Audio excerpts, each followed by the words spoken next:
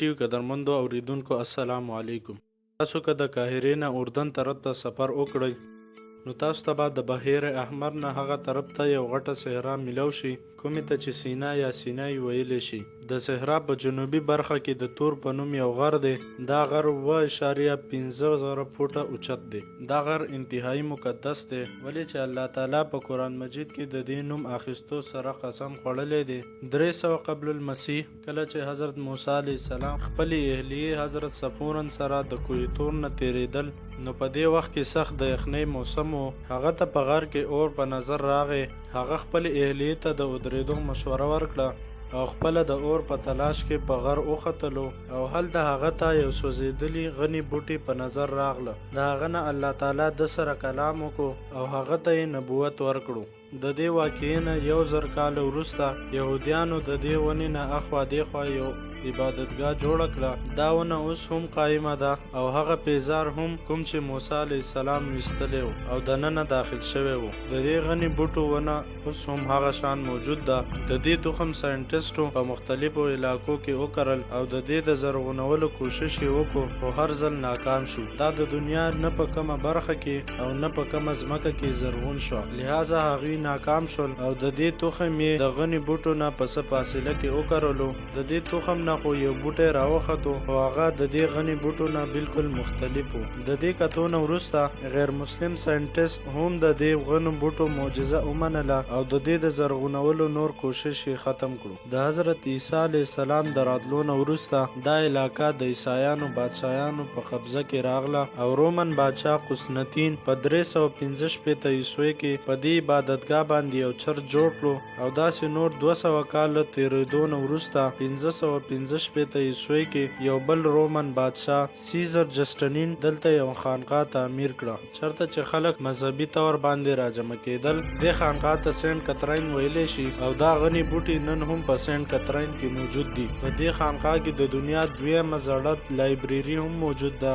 په کوم کې چې ډېر زاړه مقدس دستاویزات موجود دي. خو په دې ټولو مقدسو او اهمترینو دستاویزونو کې نبی علیه السلام سره منسوب یو داسې خط هم موجود دی، په کوم کې چې نبی علیه السلام د لاس مبارک نشان هم موجود دی. محمد صلی الله علیه وسلم دا نشان ولګولو او عیسائی کمیونټي ته یې د قیامت پورې د هغو د ژوند، مال او د عبادتګاهو د حفاظت ګارنټي ورکړې ده. په اصل کې د محمد صلی الله علیه وسلم د نبوت په دور کې د سینټ کترین چلولو والا څه کسان راغلل او ویل چې مونږ ته خطره ده چې کله مسلمانان طاقتور شي نو هغوی به مونږ قتل کړي او زمونږ عبادتګاه به تباه کړي. محمد صلی الله علیه وسلم جواب ورکړو چې تاسو به زمانه او زما د امت د لاسونو نه محفوظ یې. نو هغو جواب ورکړو چې بیا تاسو مونږ ته څه معاهده راکړئ، ولې چې په مستقبل کې مونږ دا ستاسو امتیانو ته وښایو او د خپل ژوند او مال حفاظت ترې حاصل کړو. لہذا نبی علیه السلام یو تحریر ولیکلو او په هغه باندې د خپل لاس مبارک نشان ولګولو او دا عهدنامه دوی ته حواله کړله. دا کسان واپس راغلل او دا عهدنامه سینټ کترین کې ولګوله چې په هغه کې دا الفاظ لیکلي وو: دا خط یو حلفنامه ده، کوم چې د دې خلاف ورزي کوي هغه به کفر کوي، هغه د دې حکم نه بیلاری اختیاروي. د دې معاهدې خلاف ورزي کولو والا به د خدای او د هغه د حکم نافرمانه وي او د خدای د قهر حقدار به وي. کله چې عیسائی عبادتګزار یا راهب یو ځای کې جمع وي، آیا هغه یو غر وي، وادي وي یا میدان، کلیسه وي یا جوړه شوې عبادتګاه، نو بېشکه موږ مسلمانان به د دې په شا د دوی د حفاظت دپاره ولاړ یو. زه، زما ملګري او زما پیروکار د دې د جایدادو او د دې د رسومو حفاظت کوو. دا عیسائی زما رعایه ده او زما په حفاظت کې ده. په دې باندې هر قسمه جزیه ساکت ده. دی به په څه قسم سره مجبور یرونکي یا په څه دباو کې نشي راوستی.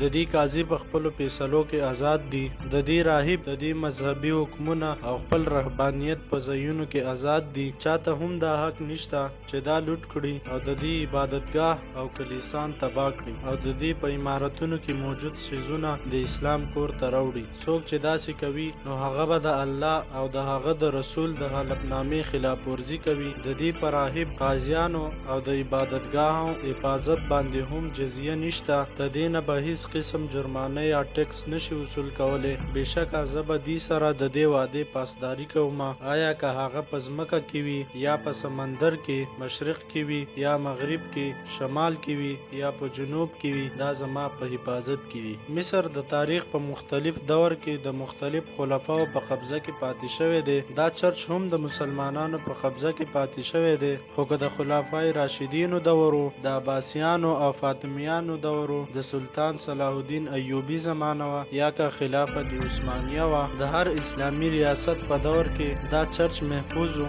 او دا عهدنامه هم. کله چې هم مسلمانانو حکمرانانو مصر فتح کړی دی او هغو صحرای سینا او کوه طور ته رسیدلی دي، نو د سینټ کاترین منتظمینو د عهدنامې سره ګیټ ته راغلي دي. هر کله دی مسلمانانو حکمرانانو دا عهدنامه ښکل کړې ده او سترګو سره یې لګولې ده او عیسایانو او د هغو عبادتګاهانو ته یې پناه ورکړې ده او واپس تللی دي. مسلمانان خلفاو په هر دور کې د دې عهدنامې د تصدیق دپاره خطونه هم جاری کړي دي، کوم چې په دې لایبرري کې موجود دي.